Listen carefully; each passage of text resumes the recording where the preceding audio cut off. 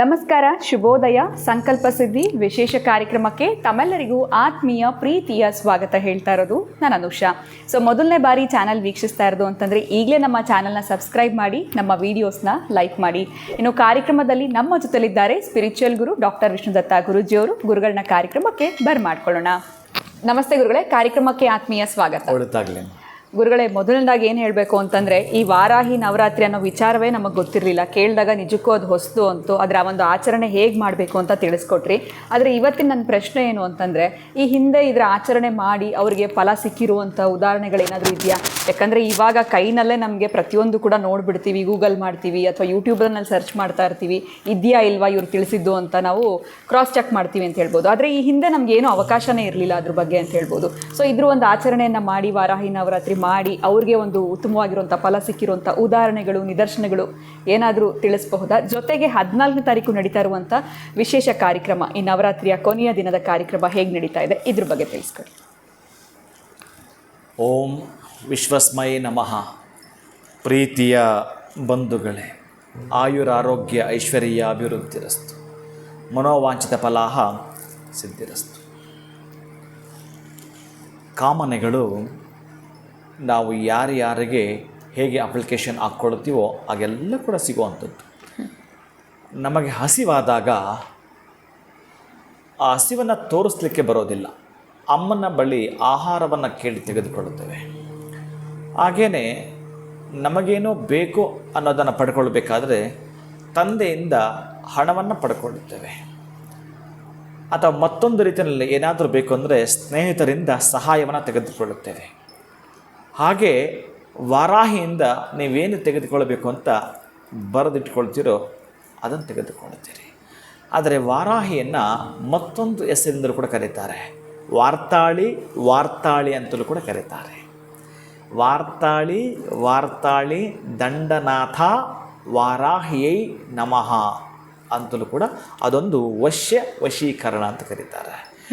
ವಶಿತ್ವವನ್ನು ಮಾಡಿಕೊಡತಕ್ಕ ಶೀಘ್ರವಾಗಿ ವಶೀಕರಣಕ್ಕೆ ಮತ್ತೊಂದು ಹೆಸರು ವಾರಾಹಿನೇ. ವಾರಾಹಿ ಅಂದರೆ ವಶೀಕರಣ ಅಂದರೆ ವಾರಾಹಿ. ಅಂದರೆ ನಮಗೆ ಏನು ಬೇಕು ಅದು ಕೂಡ ನಾನು ಮೊದಲೇ ಹೇಳ್ತಾ ಇದ್ದೇನೆ, ಇಲ್ಲಿ ತಾರತಮ್ಯ ಇರಬಾರದು.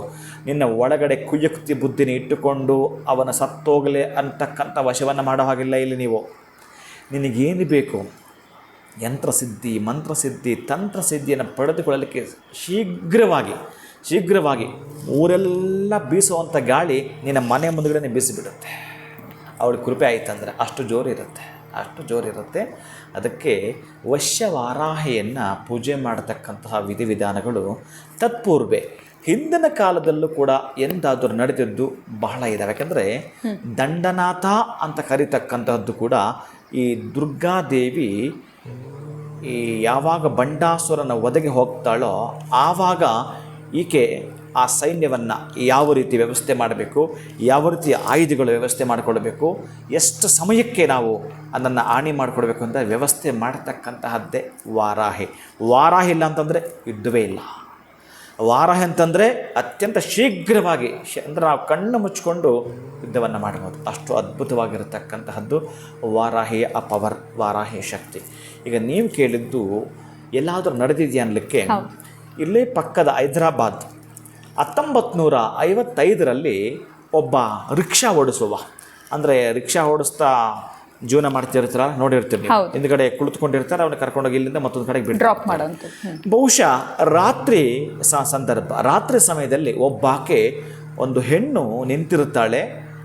ಆಕೆ ಅಡ್ಡ ಹಾಕಿದ ಕೂಡಲೇ ಒಬ್ಬ ರಿಕ್ಷಾದವ ನಿಲ್ಲಿಸ್ತಾನೆ. ಆ ರಿಕ್ಷಾದ ನಿಲ್ಲಿಸಿದ ಕೂಡಲೇ ಈಕೆ ಎತ್ತು ಕೂತ್ಕೊಳ್ತಾಳೆ. ಏನಪ್ಪ, ಆ ರಿಕ್ಷಾ ಮುಂದಕ್ಕೆ ಹೋಗ್ತಿದ್ದಾಗೆ ಆಕೆ ಕೇಳ್ತಾಳೆ. ಅಂದರೆ ಹಣೆ ತುಂಬ ದೊಡ್ಡದಾಗಿರ್ತಕ್ಕಂಥ ಕುಂಕುಮವನ್ನು ಇಟ್ಟಿದ್ದಾಳೆ, ಶ್ವೇತ ವಸ್ತ್ರವನ್ನು ಧರಿಸಿದ್ದಾಳೆ, ಅಡ್ಡ ಹಾಕಿದ್ಕೊಂಡು ನಿಲ್ಲಿಸ್ದ. ಎಲ್ಲೋಗ್ಬೇಕು ತಾಯಿ ಅಂತ ಕೇಳಿದಾಗ, ಇಂದ್ರಕೀಲಾದ್ರೆ ಬೆಟ್ಟಕ್ಕೆ ಹೋಗಬೇಕು, ಬರ್ತೀಯಾ ಅಂತ ಆಕೆ ಕೇಳ್ತಾಳೆ. ಬರ್ತೀನಿ ತಾಯಿ ಅಂತ ಹೇಳ್ತಾನೆ. ಕರ್ಕೊಂಡು ಹೊರಟೋಗ್ತಾನೆ. ಅವನು ಕರ್ಕೊಂಡು ಹೋಗ್ತಿರ್ಬೇಕಾದ್ರೆ ಹಿಂದೆ ಕೂತಿರ್ತಕ್ಕಂಥ ತಾಯಿಯವನ್ನು ಕೇಳ್ತಾಳೆ, ಅಲ್ಲಪ್ಪ ಇಷ್ಟೊಂದು ರಾತ್ರಿ ಎಲ್ಲ ಓಡಾಡ್ತಿರ್ತೀಯಲ್ಲ ನೀನು, ನಿನಗೇನು ಭಯ ಆಗಲ್ವಾ ಅಂತ ಕೇಳಿದಾಗ, ನನಗೆಂತ ಭಯ, ನಾನು ದುರ್ಗವನ್ನು ನಂಬಿದ್ದೇನೆ, ನಾನು ಕನಕದುರ್ಗವನ್ನು ನಂಬಿದ್ದೇನೆ, ಅವಳಿರಬೇಕಾದ್ರೆ ಎಂಥ ಭಯ ನನಗೇನು ಭಯ ಇಲ್ಲ. ಎಷ್ಟೊತ್ತು ರಾತ್ರಿಯಲ್ಲಿ ಬೇಕಾದ್ರೆ ಓಡಾಡ್ತೀನಿ. ಅದರಲ್ಲೂ ಕೂಡ ನನಗೊಬ್ಬ ಗುರುಗಳು ಕೊಟ್ಟಿದ್ದ ವಾರಾಹಿ ದೇವಿಯ ಮಂತ್ರವನ್ನು ಪಠಿಸ್ತಿರ್ತೀನಿ. ಇನ್ಯಾವ ಶತ್ರು ಬರೋಕ್ಕೆ ಸಾಧ್ಯ ಇದೆ ನನಗೆ ಅಂತ ಹೇಳಿ ಖುಷಿಯಿಂದ ಮಾತಾಡ್ಕೊಂಡು ಹೋಗ್ತಿರಬೇಕಾದ್ರೆ ಇನ್ನು ಅವರ ಅಡ್ರೆಸ್ ಬಂದೇ ಬಿಡ್ತು. ಆಕೆ ಇಳಿದು ಹೋಗ್ತಾ ಇದ್ದಾಳೆ. ಈತ ಕೇಳ್ತಾನೆ, ಅಮ್ಮ ತಾಯಿ ನನ್ನ ಹಣ, ನನ್ನ ದುಡ್ಡು ನನಗೆ ಅಂತ ಕೇಳ್ತಾನೆ. ಅಪ್ಪ ನೀನು ರಿಕ್ಷಾದ ಮೇಲೆ ನಿನ್ನ ತಲೆ ಇದೆಯಲ್ಲ, ಆ ತಲೆಯ ಮುಂಭಾಗದಲ್ಲಿ ಮೇಲೆ ಅಲ್ಲಿ ಸಿಕ್ಸಿದ್ದೀನಿ ನೋಡಿ ನಿನ್ನ ಹಣವನ್ನು ಅಂತ ಹೇಳ್ಬಿಟ್ಟು ಹೊರಟೋಗ್ತಾಳೆ. ಅವನು ಆಶ್ಚರ್ಯದಿಂದ ಆ ರಿಕ್ಷಾವನ್ನು ನಿಲ್ಲಿಸಿಬಿಟ್ಟು ಮೇಲೆ ನೋಡ್ತಾನೆ. ಒಂದು ಅಷ್ಟು ಹಣ ತೆಗೆದು ಆ ಹಣದ ಮಧ್ಯದಲ್ಲಿ ಒಂದು ಬಳೆ ಇರುತ್ತೆ. ಆ ಹಣವನ್ನು ನೋಡಿ ಅವನು ಜೋರಾಗಿ ಕಿರ್ಚಿಬಿಡ್ತಾನೆ. ಆ ರಿಕ್ಷಾದವ ಜೋರಾಗಿ ಕಿರುಚಿದಾಗ ಮೊದಲೇ ರಾತ್ರಿ ಇತ್ತು, ಸ್ವಲ್ಪ ಸೈಲೆಂಟ್ ಇರುತ್ತೆ. ಆ ಅಕ್ಕಪಕ್ಕದ ಮನೆಗಳಲ್ಲಿ ಎದ್ದು ಬಂದು ನೋಡುತ್ತಾರೆ. ಅದು ಅಮ್ಮನದ್ದು ಬಂಗಾರದ ಬಳೆ ಆಗಿರುತ್ತೆ. ಅಷ್ಟು ಹಣ ಇರುತ್ತೆ. ಕೊಟ್ಟು ಹೊರಟಿರ್ತಾಳೆ. ನೆಕ್ಸ್ಟ್ ಡೇ ಇದು ಪೇಪರಲ್ಲಿ ಕೂಡ ಬರುತ್ತೆ. ಅಂದರೆ ಇವನಿಗೆ ಈ ರೂಪದಲ್ಲಿ ಕಾಣಿಸಿರ್ತಾಳೆ. ನಾನು ಯಾಕೆ ಇದನ್ನು ಹೇಳ್ತೀನಿ ಅಂತಂದರೆ, ಎಂಥವ್ರಿಗೂ ಬೇಕಾದರೂ ನೀವು ಶ್ರದ್ಧೆ ಭಕ್ತಿಯಿಂದ ಐಷಾರಾಮದ ಮನೆಯಲ್ಲೇ ಕೂತ್ಕೊಂಡು ದುರ್ಗಾದೇವಿಯನ್ನು ಕರೆದರೆ, ಅಥವಾ ನೀವು ಬೆಳ್ಳಿ ಪಾತ್ರೆಯಲ್ಲೋ ಇಟ್ಟು ಅಮ್ಮನನ್ನು ಕರೆದರೆ, ಎಲ್ಲೋ ಒಂದು ಕಡೆ ನಾವು ಸ್ವರ್ಣ ಪಾತ್ರೆಯಲ್ಲಿ ಇದಕ್ಕೆ ಬಿಲೋಪತ್ರ ಅರ್ಪಣೆ ಮಾಡಬೇಕು ಅಲ್ಲ. ಇಲ್ಲಿ ಶ್ರದ್ಧೆ ಭಕ್ತಿಯಿಂದ ಮಾಡಿದವರಿಗೆ ಯಾರಿಗೆ ಬೇಕಾದರೂ ಕೂಡ ಆಕೆ ಕಾಣಿಸ್ತಾಳೆ. ಅಂದರೆ ಅವನು ಆ ಸಂದರ್ಭದಲ್ಲಿ ವಾರಾಹಿ ಮಂತ್ರವನ್ನು ಹೇಳ್ಕೊಂಡೇ ಮಾಡ್ತಿದ್ದಂತೆ. ಆ ವಾರಾಹಿ ಮಂತ್ರವನ್ನು ಹೇಳಿ ಮಾಡಿದ್ರಿಂದ ಅವನಿಗೆ ಆ ರೀತಿ ದರ್ಶನವನ್ನು ಕೊಟ್ಟಿದ್ದು. ಅಲ್ಲಿರ್ತಕ್ಕಂಥ ಕೆಲವು ಬ್ರಾಹ್ಮಣರ ಮನೆಯಲ್ಲೆಲ್ಲ ಕೂಡ ನಾವು ಅಷ್ಟೊಂದು ಸಲ ಪೂಜೆ ಮಾಡ್ತಾಯಿದ್ವಿ, ನಮಗಿನ್ನೂ ಕೂಡ ಆಕೆ ಕರುಣಿಸಿಲ್ಲ ಅಂತ ಗೊತ್ತಿಲ್ಲ. ಯಾರ್ಯಾರ ಕರ್ಮ ಎಲ್ಲಿಗೆ ನಿಲ್ಲಿಸಿ ಸವಿದ ಆದ ಮೇಲೆ ಅದರ ಪುಣ್ಯ ಪ್ರಾಪ್ತಿ ಆಗುತ್ತೆ ಗೊತ್ತಿಲ್ಲ. ಇವನಿಗೆ ಅಷ್ಟೊಂದು ಖುಷಿಯಾಗುತ್ತೆ, ಅಷ್ಟೊಂದು ಅದ್ಭುತವಾಗಿರ್ತಕ್ಕಂಥದ್ದು. ನೆಕ್ಸ್ಟ್ ಡೇ ಆಂಧ್ರ ಕೇಸರಿ ಅನ್ನೋ ಪೇಪರಲ್ಲಿ ಇದನ್ನೆಲ್ಲ ಕೂಡ ಹಾಕ್ತಾರೆ. ನೆಕ್ಸ್ಟ್ ಡೇಗೆ ಈ ತರಹದ್ದು ಚಮತ್ಕಾರ. ಆ ಅಮ್ಮ ಅವನಿಗೆ ಹಣ ಕೊಟ್ಟು ಹೋಗ್ಬೋದಲ್ಲ, ಯಾಕೆ ಅಷ್ಟೊಂದು ಹಣದ ಜೊತೆ ಆ ಬಳೆಯೆಲ್ಲ ಇಟ್ಟೋದ್ಲು? ಅವನ ಬದುಕು ಬಂಗಾರವಾಗಲಿ ಅಂತ. ಬದುಕು ಬಂಗಾರ. ಅವಳ ಕೃಪೆ ಅವನಿಗಾಗಿರ್ತಕ್ಕಂಥದ್ದು ಆ ಸಂದರ್ಭದಲ್ಲಿ. ಹಾಗಾಗಿ ಯಾರಿಗೆ ಎಲ್ಲಿ ಬೇಕಾದರೂ ಕೂಡ ಯಾವುದೋ ರೂಪದಲ್ಲಿ ಕೂಡ ನಾವು ನಿರೀಕ್ಷೆ ಇಟ್ಕೋಬಾರ್ದು. ಇಟ್ಕೊಂಡಿಲ್ಲ ಕೂಡ ಅವನೇನೋ ಇಲ್ಲಿಂದ ಅಲ್ಲಿಗೆ ಬಿಟ್ಟಿದ್ದಾನೆ ಅಷ್ಟೇ, ಎಕ್ಸ್ಪೆಕ್ಟೇಷನ್ ಇರಲ್ಲ ನೋಡಿ. ಇಲ್ಲದೇ ಇದ್ದಾಗ ಇದು ಕೊಡ್ತಕ್ಕಂತಹದ್ದು. ಇನ್ನು ನಾವುಗಳು ಏನೋ ಒಂದು ಇಟ್ಕೊಂಡೇ ಇರ್ತೀವಿ. ಇನ್ನು ಅಂತಹದ್ದು ಶೀಘ್ರವಾಗಿ ಆಕೆ ಕೊಡ್ತಾಳೆ. ಯಾಕಂದ್ರೆ ನಾವು ಮಕ್ಕಳು ಅನ್ನೋ ಭಾವನೆ ಇದ್ದರೆ ಆಕೆ ತಾಯಿ ಅನ್ನೋ ಭಾವನೆ ಇದ್ದಾಗ ಖಂಡಿತ ಇದ್ದೇ ಇರುತ್ತೆ. ಇನ್ನು ನಾವು 14ಕ್ಕೆ ಏನಿದನ್ನು ಪೂರ್ಣ ಸಮಾಪ್ತಿ ಮಾಡ್ತಿದ್ದೇವೆ. ಈ ಒಂದು ವಾರಾಹಿ ದೇವಿಯ ನವರಾತ್ರಿಗಳು ಪ್ರತಿನಿತ್ಯದ ಸಹಸ್ರನಾಮಾರ್ಚನೆಯೊಂದಿಗೆ, ಪ್ರತಿನಿತ್ಯದ ಕೂಡ ಏನು ಸಹಸ್ರನಾಮ ಮಾಡಿರ್ತಕ್ಕಂತಹದ್ದು ಆ ಬೆಲ್ಲದ ಪಾನಕದೊಂದಿಗಿರತಕ್ಕಂತಹ ಆ ಒಂದು ಬಿಲ್ವಪತ್ರೆಯನ್ನು ಇಷ್ಟು ದಿವಸ ನಾವೇನು ಮಾಡ್ಕೊಂಡು ಬಂದಿದ್ವಿ ನಮ್ಮ ಆಶ್ರಮದಲ್ಲಿ, ಅದನ್ನು ಬಹುಶಃ ಅಲ್ಲೆಲ್ಲರಿಗೂ ಪ್ರಸಾದವಾಗಿ ಕೊಡ್ತಕ್ಕಂತಹದ್ದು. ಆ ಪ್ರಸಾದ ಕೊಡ್ತಕ್ಕಂಥದ್ದನ್ನು ಕೂಡ ಶಾಸ್ತ್ರದಲ್ಲಿ ಏನು ಹೇಳಿದೆ, ಯಾಕೆ ಇದನ್ನು ಅಷ್ಟು ದಿನ ಆದಮೇಲೆ ಅದನ್ನು ಕೊಡ್ತಾ ಇರೋದು? ಅದು ಭವ್ಯವಾಗಿರ್ತಕ್ಕಂತಹ ಬದುಕು. ಅದು ನಿಮ್ಮ ಬದುಕಿನ ದಿಕ್ಕನ್ನೇ ಬದಲಿಸುವಂಥದ್ದು ಕೂಡ. ಅಲ್ಲಿಗೆ ಬಂದಿರತಕ್ಕಂಥವ್ರಿಗೆ ಕೊಡಲಿಕ್ಕೆ ಇರ್ತಕ್ಕಂಥ ಸ್ವಲ್ಪ ಪ್ರಸಾದವಾದಾಗಿರ್ತಕ್ಕಂತಹದ್ದು. ಇನ್ನು ಯಾರಿಗೆಲ್ಲ ಕೂಡ ಬರಲಿಕ್ಕೆ ಆಗೋದಿಲ್ಲವ ಬಹುಶಃ ಆಕಸ್ಮಿಕ ಅವರ ಮೆಸೇಜ್ ರೂಪದಲ್ಲಿ ಕೂಡ ಅಡ್ರೆಸ್ಸನ್ನು ಹಾಕಿದ್ರಿಂದ ಸಂಕಲ್ಪ, ಅಡ್ರೆಸ್ ಅಲ್ಲ ಸಂಕಲ್ಪ ಆಗ್ತಕ್ಕಂಥದ್ದು. ಅವ್ರ ಗೋತ್ರ ಹೆಸರು ನಕ್ಷತ್ರ ಹಾಕಿದ್ರೆ ಅವ್ರ ಹೆಸರಲ್ಲಿ ಸಂಕಲ್ಪವನ್ನು ಮಾಡ್ತಾ, ಅಯ್ಯ ನಮ್ಮನ್ನು ನಂಬಿರ್ತಕ್ಕಂಥ ಈ ಭಕ್ತರಿಗೆ ಏನು ನಿನ್ನ ಮೂಲಕ ಪೂಜೆ ಮಾಡ್ತಾ ಇದ್ದೀವಿ ತಾಯಿ ಅಂತ ಹೇಳಿ ಆ ವಾರಾಹಿ ದೇವಿಗೆ ಅವರ ಗೋತ್ರನಾಮಗಳನ್ನು ಸಂಕಲ್ಪ ಮಾಡೋ ಮುಖಾಂತರ ಯಾವ ರೀತಿ mobile to mobile currency transfer ಮಾಡ್ತೇವೆಯೋ ಹಾಗೇ ಅವರು ಪ್ರತಿಫಲಾಂಶ ಏನಿದೆಯೋ ಅದನ್ನು ಅವರಿಗೆ ನಾವು ಟ್ರಾನ್ಸ್ಫರ್ ಮಾಡೋ ಮುಖಾಂತರ ಕೂಡ ಇರುತ್ತೆ. ಬರೀ ಅವರು ಮೆಸೇಜ್ ಮಾಡ್ತಕ್ಕಂಥ ಕೂಡ ಸಾಕು. ಹೆಸರು, ಗೋತ್ರ, ನಕ್ಷತ್ರಾದಿಗಳು, ಅವರ ಕುಟುಂಬದನ್ನು ಹೇಳ್ಕೊಳ್ತಾ ಸಂಕಲ್ಪವನ್ನು ಮಾಡ್ತೇವೆ. ಇನ್ನು ಬರತಕ್ಕಂಥವರು ಯಜ್ಞವನ್ನು ನೋಡ್ತಕ್ಕಂಥದ್ದು ಇರುತ್ತೆ. ಇನ್ನು ಅಲ್ಲಿ ನಡೀತಕ್ಕಂಥದ್ದು ಆ ಅಮ್ಮನಿಗೆ ಷೋಡಶೋಪಚಾರ, ಪಂಚೋಪಚಾರ, ಅಭಿಷೇಕ, ಅಲಂಕಾರ, ನಿವೇದನೆ, ಶಾತುಮರೈ, ರಾಷ್ಟ್ರಾಶೀರ್ವಾದ, ಮಂಗಳಾರತಿ, ತೀರ್ಥ ಪ್ರಸಾದ ವಿನಿಯೋಗ, ಇವೆಲ್ಲವೂ ಕೂಡ ಅವರಿಗೆ ಆ ಸೇವೆಯಲ್ಲಿ ಪಾಲ್ಗೊಳ್ತಕ್ಕಂಥದ್ದು. ಇದು ಏನಂತಂದರೆ ಅನರ್ಘ್ಯ ರತ್ನವನ್ನು ಪಡೆದುಕೊಂಡ ಹಾಗೇನೆ. ಯಾಕಂದರೆ ವಾರಾಹಿ ದೇವಿಯದ್ದು ಬಹುಶಃ ಗುಪ್ತವಾಗಿ ನಾವು ಮಾಡ್ಕೊಳ್ತಾ ಇದ್ವಿ. ಆದರೂ ಎಲ್ರಿಗೂ ಒಳ್ಳೇದಾಗಲಿ ಅಂತ ನೀವು ತಿಳಿಸೇ ಬಿಟ್ರಿ ಕಾರ್ಯಕ್ರಮದ ಮುಖಾಂತರ. ನನಗೆ ಆಪೋಸಿಟ್ ಮಾಡಿದ್ದು ಇದೆ, ಬಹಳ ಮಾಡಿದ್ರು ಕೂಡ ಮೊದಲು. ಈಗ ಇಲ್ಲ, ಮೊದಲು ಬಹಳ. ನಾನೊಂದು ಮದುವೆನಲ್ಲಿ ಹೋಗಿ ಈ ಸಪ್ತಪದಿ ಬಗ್ಗೆ ಹೇಳಿ ಎಲ್ಲ ವಿವರಣೆಯನ್ನು ಬಿಚ್ಚಿಟ್ಟಾಗ ನಮಗೆ ಸಂಬಂಧಪಟ್ಟ ಆ ಬ್ರಾಹ್ಮಣ ತಂಡವೇ ನೀನೆಲ್ಲರೂ ಕೂಡ ಶೂದ್ರಗೆ ಇದನ್ನು ಹಂಚ್ತಾ ಇದೆಯಾ ಅಂತ ಸ್ವಲ್ಪ ಆಪೋಸ್ ಮಾಡಿದ್ರು. ಅಲ್ಲ, ನೀವು ಹೇಳಿ ಈಗ ಅವ್ರು ಒಳ್ಳೇದಾಗಬೇಕು ಬೇಡವೋ, ಇದನ್ನು ಮಾಡಿದ್ರೆ ಒಳ್ಳೇದಾಗತ್ತೆ ಅಂತ ಹೇಳಿದಾಗ ಯಾಕೆ ಕೊಡಬಾರ್ದು?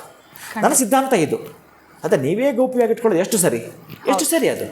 ಇದು ನನ್ನ ಸಿದ್ಧಾಂತ. ಅದಕ್ಕಾಗಿ ಗುಪ್ತವಾರಾಹಿ ಅಂತ ಅವ್ರ ಕೈಲಿ ಮಾಡ್ಸಕ್ಕೆ ಬರಲ್ಲ. ಈ ಗುಪ್ತವಾರಾಹಿನ ಪಾಪ ಮಾಡ್ಸಕ್ಕೆ ಹೋದ್ರೆ ಏನಾದರೂ ಒಂದು ವ್ಯತ್ಯಾಸ ಆಗ್ಬಿಡುತ್ತೆ. ಅದಕ್ಕೆ ಗುಪ್ತವಾರಾಹಿಯ ನವರಾತ್ರಿಗಳ ಈ ಪ್ರಸಾದವನ್ನು ಅಟ್ಲೀಸ್ಟ್ ಶ್ರದ್ಧೆಯಿಂದ ಮಾಡಿರ್ತಕ್ಕಂತಹ ಆ ಪ್ರಸಾದ ನಿಮಗೆ ತಲುಪಿಸುವಂಥ ಕೆಲಸವನ್ನು ಬಹುಶಃ ಆಕೆ ಹೇಳಿದ್ದರ ಪ್ರತಿಫಲವೇ ನಿಮಗೆ ಸಿಗ್ತಾ ಇರ್ತಕ್ಕಂಥದ್ದು ಕೂಡ. ಇನ್ನು ಬರ್ತಕ್ಕಂಥವ್ರು ಅವರ ಕೈಲೇ ನಾನು ಅವತ್ತು ನಿಮಗೆ ಹೇಳಿದ್ದೆ, ಏನು ಪಂಚಾಮೃತದ ತರ್ಪಣವನ್ನು, ಪಂಚಾಮೃತದ ದೇವಿ ತರ್ಪಣವನ್ನು ಅವರ ಕೈಯಿಂದಲೇ ಮಾಡಿಸ್ತಕ್ಕಂಥದ್ದು. ಗೊತ್ತಿಲ್ಲ, ಕಳ್ಕೊಳ್ಳೋದು ಇದೇ ಕೈಯಿಂದಲೇ, ಪಡ್ಕೊಳ್ಳೋದು ಇದೇ ಕೈಯಿಂದಲೇ. ನೀವೇನೇನು ಕಳ್ಕೊಂಡಿದ್ದೀರೋ ಗೊತ್ತಿಲ್ಲ. ಇನ್ನು ಪಡೆದುಕೊಳ್ಳತಕ್ಕಂತಹ ದಿನ ಏನಾದರೂ ಇತ್ತು ಅಂತಂದರೆ ಈ ನವರಾತ್ರಿಯ 14ನೇ ದಿನ ಅಂತ ಏನು ಬರ್ತಾರೆ, 9ನೇ ದಿನ 14ನೇ ತಾರೀಕು ಸಂಡೇ ಬರ್ತಕ್ಕಂತಹದ್ದು. ಆವತ್ತು ಬಹುಶಃ ಯಾರು ಬಂದಿರ್ತಾರೋ ಅವರಿಗೆ ಆ ವಾರಾಹಿಯ ಕೃಪೆ ಆಗ್ತಕ್ಕಂತಹದ್ದು. ಏನು ಮೂಲಭೂತ ಸುಖಗಳಂತಿತ್ತೋ ಅದನ್ನು ಪಡೆದುಕೊಳ್ಳತಕ್ಕಂತಹ ದಿನವೂ ಕೂಡ ಹೌದು, ವಾರಾಹಿಯ ಕೃಪಾ ಕಟಾಕ್ಷವೂ ಕೂಡ ಹೌದು. ಖಂಡಿತವಾಗ್ಲೂ ಗುರುಗಳೇ, ಎಲ್ಲೋ ಒಂದು ಕಡೆ ವಾರಾಹಿ ನವರಾತ್ರಿ ಇದೆ ಅನ್ನೋದೇ ಗೊತ್ತಿರಲಿಲ್ಲ. ಅದರ ಆಚರಣೆ ಹೇಗೆ ಮಾಡಬೇಕು ಅಂತ ತಿಳಿಸ್ಕೊಟ್ರಿ, ಅದರ ಒಂದು ಹಿನ್ನೆಲೆ ಯಾವ ರೀತಿ ಇತ್ತು ಅಂತ ಕಥೆಯ ಮುಖಾಂತರ ಕೂಡ ತಿಳಿಸ್ಕೊಟ್ಟಿದ್ದೀರಾ.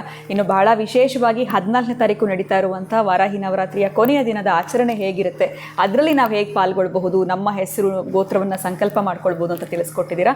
ಬಹಳ ಧನ್ಯವಾದಗಳು ಗುರುಗಳೇ, ತಮಗೆ ನಮಸ್ಕಾರ. ಹರೇ ಶ್ರೀನಿವಾಸ. ಇನ್ನು ಇದೇ ಜುಲೈ 14ನೇ ತಾರೀಕು ನಡೀತಾ ಇರುವಂಥ ವಾರಾಹಿ ನವರಾತ್ರಿಯ ವಿಶೇಷವಾಗಿರುವಂಥ ಕಾರ್ಯಕ್ರಮದಲ್ಲಿ ನೀವು ಕೂಡ ಪಾಲ್ಗೊಳ್ಳೋದಕ್ಕೆ ಅವಕಾಶ ಇರುತ್ತೆ. ಹೆಚ್ಚಿನ ಮಾಹಿತಿ ಪಡೆದುಕೊಳ್ಬೇಕು, ಯಾವ ಸಮಯದಲ್ಲಿ ಎಲ್ಲಿಗೆ ಬರಬೇಕು, ಇದೆಲ್ಲದ್ರ ಬಗ್ಗೆ ಕೂಡ ತಿಳ್ಕೊಳ್ಬೇಕು ಅಂತಂದರೆ ಸ್ಕ್ರೀನ್ ಮೇಲೆ ಸಂಖ್ಯೆಗಳು ಬರ್ತಾ ಇದೆ, ಈಗಲೇ ಕರೆ ಮಾಡಿ ಮಾಹಿತಿಯನ್ನು ಪಡೆದುಕೊಳ್ಳಿ ಅಂತ ಹೇಳ್ತಾ ಇವತ್ತಿನ ಕಾರ್ಯಕ್ರಮವನ್ನು ಮುಗಿಸುವಂಥ ಸಮಯ ಆಗಿದೆ. ನಮಸ್ಕಾರ.